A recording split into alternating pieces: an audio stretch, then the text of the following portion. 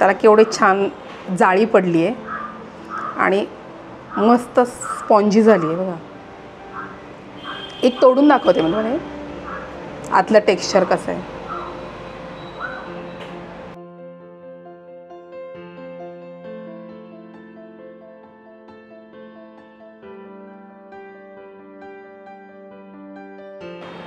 मी आहे स्वाती नाईक आणि तुम्ही पाहताय एकांत रायडर.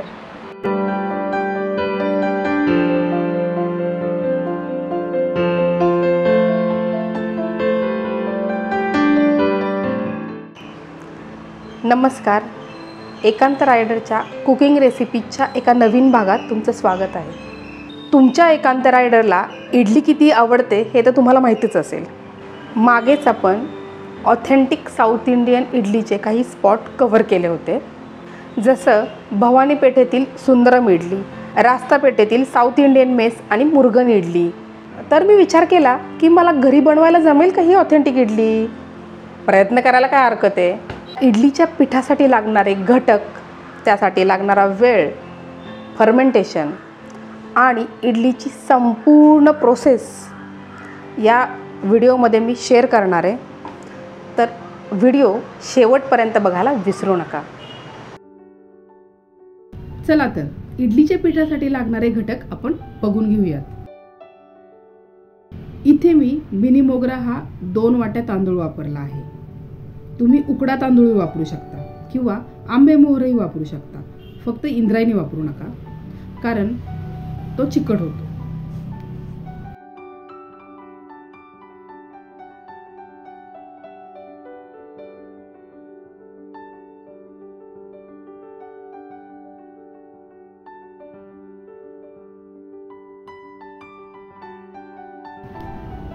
आता उडदाची डाळ 1 वाटी, 1 वाटी पोहे, हे साधे पोहे आहेत, पाव वाटी साबुदाणा. पोहे आपण यासाठी वापरतो की आपली इडली सॉफ्ट आणि फ्लफी होईल.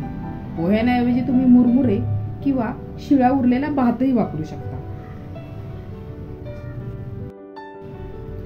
फक्त तुम्ही भात वापरत असाल तर आता भिजवताना वापरू नका, बॅटर करताना वापरा. इथे आपण साबुदाणा वापरलाय ते 2 कारणांसाठी. एक म्हणजे आपल्याला इडलीचा पांढरा शुभ्र रंग येईल आणि दुसरा म्हणजे आपली इडली दीर्घकाळ मऊ राहील, कडक होणार नाही. तर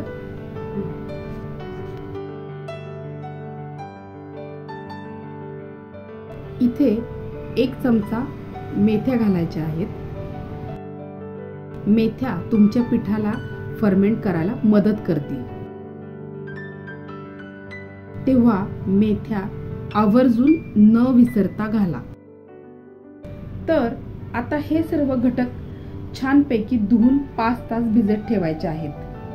5 तासानंतर आपण हे मिक्सरमध्ये फिरवून याचं पीठ तयार करून घेणार आहोत. आपल्याला इथे 5 तास झालेले आहेत. मी आता हे सर्व घटक मिक्सरमध्ये बारीक करून घेते. मिक्सरमध्ये बारीक करताना पीठ एकदम बारीक करू नका, हलकसं रवा ठेवा, जेणेकरून आपली इडली छान होईल.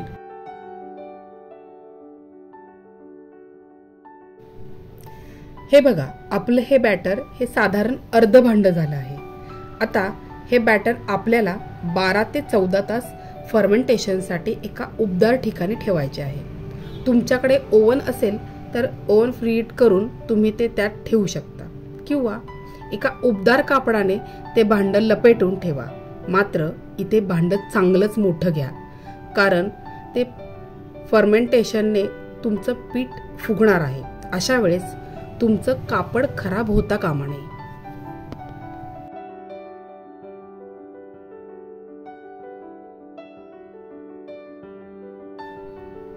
मी हे भांड OTG प्रीहीट करून त्यात ठेवलंय.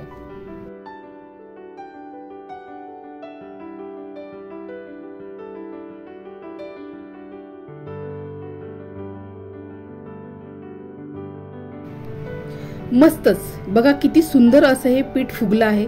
फर्मेंटेशनच्या प्रक्रियेत आपलं पीठ जे अर्ध भांड होतं ते फुलून पार भांड्याच्या बाहेर ओव्हरफ्लो झालं आहे. हेच बघून तुम्ही अंदाज घेऊ शकता की तुमची इडली एकदम सॉफ्ट फ्लफी आणि जाळीदार होणार आहे। तर सगळ्यात पहिल्यांदा आपण इडलीच्या भांड्यात पाणी छान उकळेपर्यंत गरम करायला ठेवून देऊयात।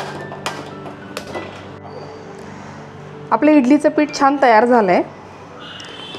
तर आता ह्यात आपण चवीनुसार मीठ टाकून घेऊयात।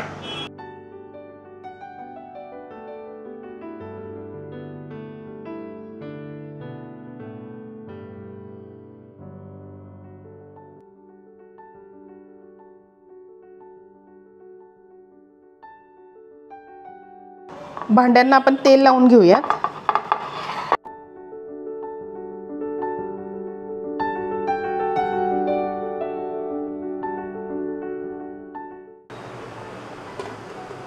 पाण्याला छान उकळी आली आहे, तर आता आपण इडली लावून टाकूयात।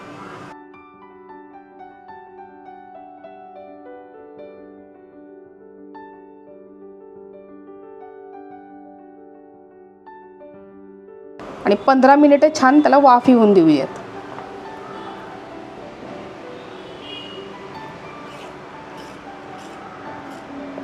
जनरली इडली व्हायला 10 ते 15 मिनिटे लागतात।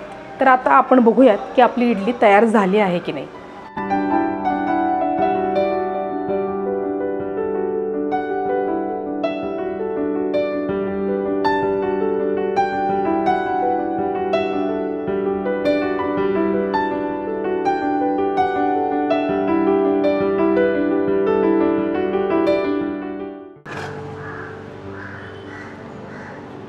आता आपली इडली तयार आहे, पण काढण्याआधी आपण 2 मिनिटं थांबूयात। 2 मिनिटं का थांबायचं? का तर ती इडली आपली भांड्यातून स्वच्छ निघावी म्हणून। वास तर खूप मस्त येतोय, कधी एकदाची इडली बाहेर काढते असं झालंय। आणि मला कोरडी इडली खायला आवडते। तुम्हाला आवडते का? तुम्हाला आवडत असेल तर खाली कमेंट करून नक्की सांगा। चमच्याने किंवा सुरीच्या मदतीने ही छान अशी काढून घ्या।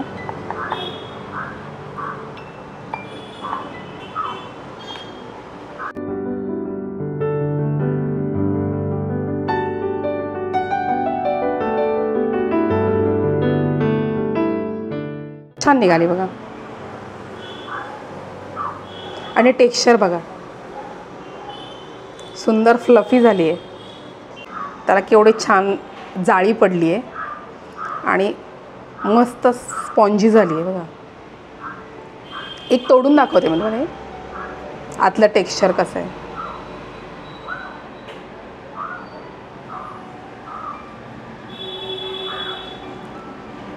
खूपच मस्त झाली आहे खरंच।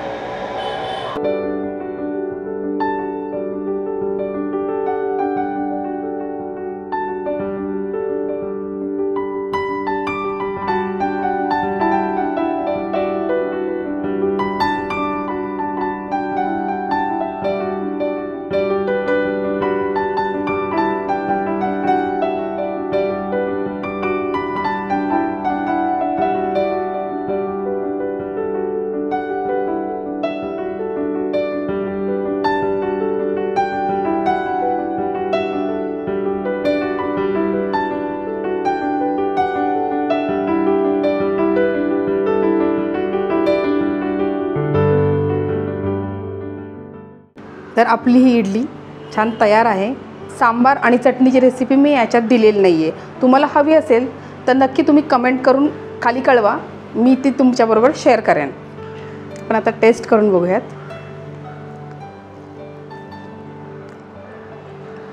वा, इडली खरंच खूप सॉफ्ट अशी मस्त लुसलुशीत म्हणतात ना तशी आहे। आणि आपण ह्यात सोडा टाकलेलाच नाही आहे, फक्त मीठ टाकलेलं आहे। चटणी बरोबर बघूयात। वा, आणि खरंच तुम्हाला जर सांबार आणि चटणीची रेसिपी हवी असेल ना तर नक्की सांगा, आणि ही इडली तुम्ही नक्की ट्राय करा। आणि व्हिडिओ आवडला असेल तर लाईक, शेअर आणि सबस्क्राईब करायला विसरू नका। आता भेटूयात पुढच्या बुधवारी एका नवीन खाद्यपदार्थाच्या रेसिपीसोबत।